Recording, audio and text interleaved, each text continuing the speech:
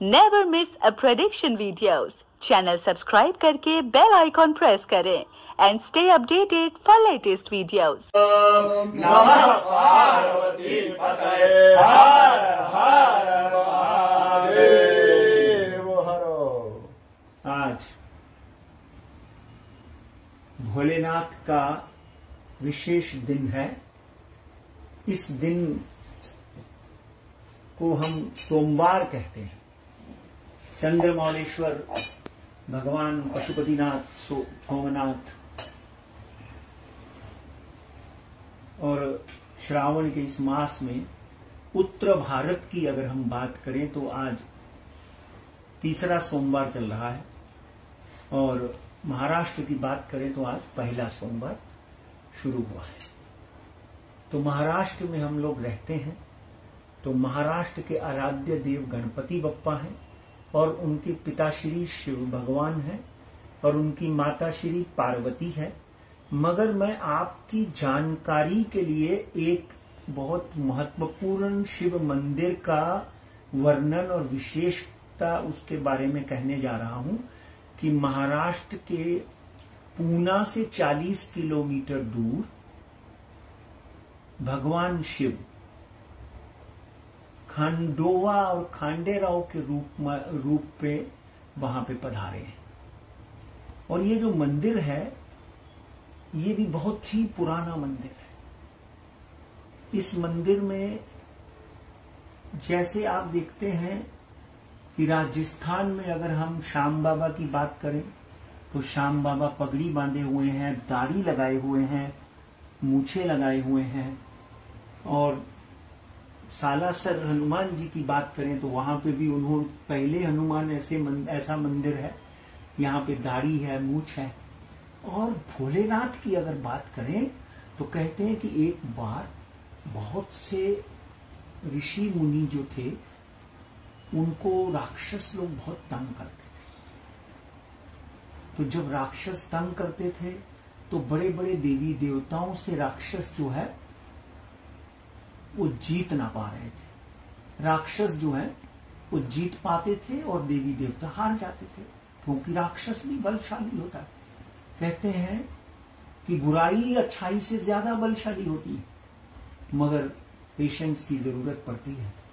तो भोलेनाथ का आह्वान किया। वहां पे एक मंदिर जब आप जाएंगे तो रास्ते में एक छोटा सा मंदिर पड़ता है जो लवथेश्वर ऋषि का मंदिर है।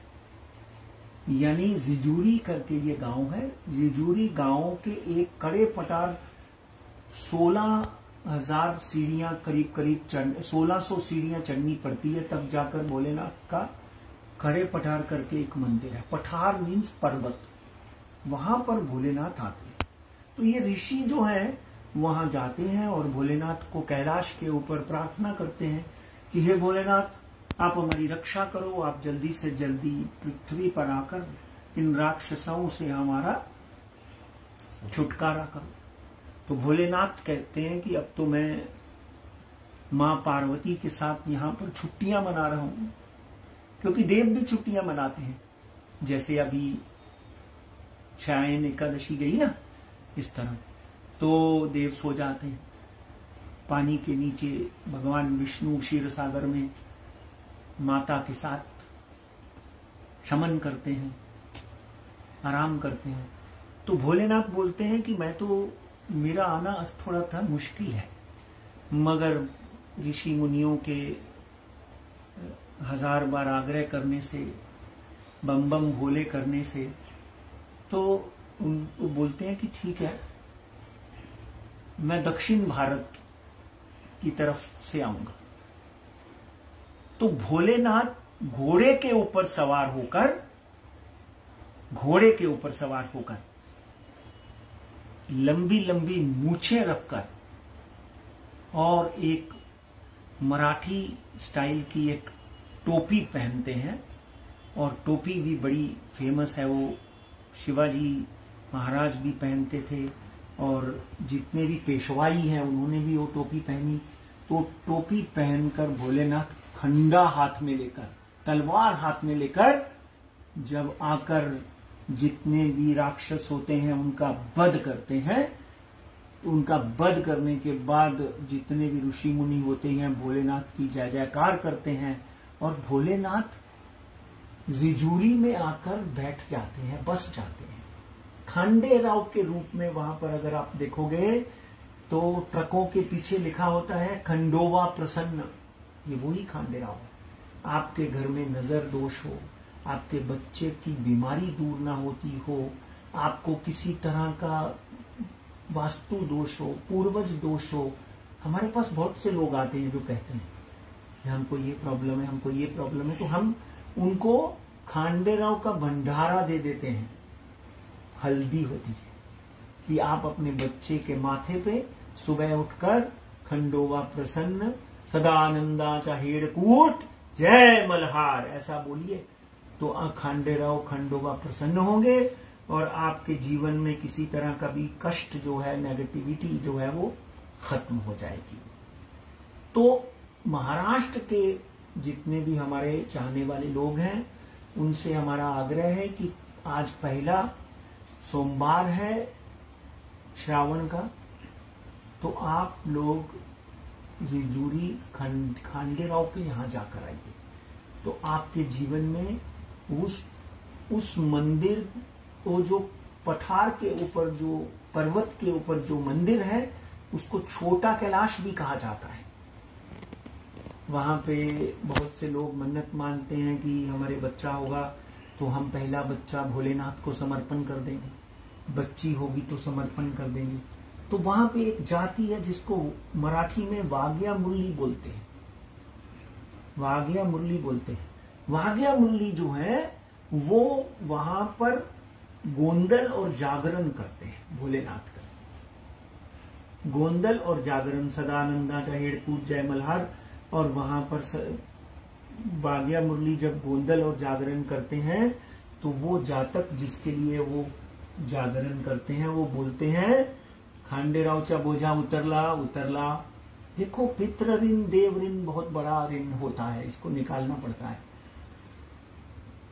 माँ तुळजा भवानीचा बोझा उतरला, बोझा म्हणजे ऋण उतरला। एकवीरा देवीचा बोझा उतरला उतरला। तो ये पूजा जो है वो लोग नाच कर करते हैं, नृत्य करते हैं भोलेनाथ के नाम से, और इतनी भावना से करते हैं कि आपको प्रसन्नता हो जाएगी। तो एक बार खांडेराव के दर्शन करके आइए, भोलेनाथ के दर्शन करके आइए, आपको आनंद आएगा, आपके जीवन में सुख संपदा और प्रसिद्धि आएगी, दुखों से छुटकारा मिलेगा, पापों से छुटकारा मिलेगा। इसलिए एक बार फिर बोलिए हर हर महादेव, हर हर महादेव, नमः पार्वती पते। हर हर महादेव। मालसापति खांडेराव, वहां पे उन्होंने विवाह किया। मालसा उनकी पत्नी का नाम है मालसा, और उनका जो रक्षक है उसको हाथ नहीं है। आप जैसे मंदिर में जाएंगे तो वहां पे वो आप देखेंगे कि बिना हाथ का रक्षक जशवंता, उसको जशवंता बोलते हैं, उसको वरदान है कि वो हजारों राक्षसों का वध कर सकता है। तो वहां दो मंदिर है, एक अहिल्याबाई ताई ने बनाया और एक ओरिजिनल मंदिर है खड़े पठार। कहते हैं कि एक छोटी सी कथा सुना देता हूं, आपको मजा आएगा। कि एक भक्त जो था कड़े नदी से जल लेकर रोज खड़े पटार जाकर इतनी सीढ़ियां चढ़ के, इतना डोंगर चढ़ के जाकर प्रणाम करके भोलेनाथ का अभिषेक करता था। और एक दिन वो बहुत बीमार हो गया और उसकी आयु करीब करीब 90 से 95 की हो गई, मगर अपना अनुशासन, अपनी आस्था नहीं छोड़ी। नदी, कड़े नदी है वहां पर, कड़े नदी से पानी लेकर वो चल पड़ा। घोर आंधी तूफान, श्रावण का दिन। तो भोलेनाथ को बोलता है कि आज मेरी तबीयत अच्छी नहीं, आज बाबा मैं जिधर भी गिर गया वहां पे आपको अभिषेक करवाने आना पड़ेगा। ये होता है भक्त, ये होता है भाव, और इसी भाव से भगवान आपके पास आ जाते हैं। जिस दिन आपने ये भाव समझ लिया उस दिन मंदिर जाने की जरूरत नहीं है। घर में, हाथ, यहाँ दिल में भाव जमा हो जाएगा। तो कहते हैं कि एक डोंगर के ऊपर जब वो पहले डोंगर पे चढ़ा तो गिर गया, हाथ से लोटा ना छूटने दिया, क्योंकि वो भोलेनाथ के अभिषेक के लिए कड़े नदी का जल था, उसमें दूध था, जैसे हमने जल किया, जल और दूध अर्पण किया। वहां पे भोलेनाथ जो है प्रकट हो जाते हैं और अपने भक्त से अभिषेक करवाते हैं।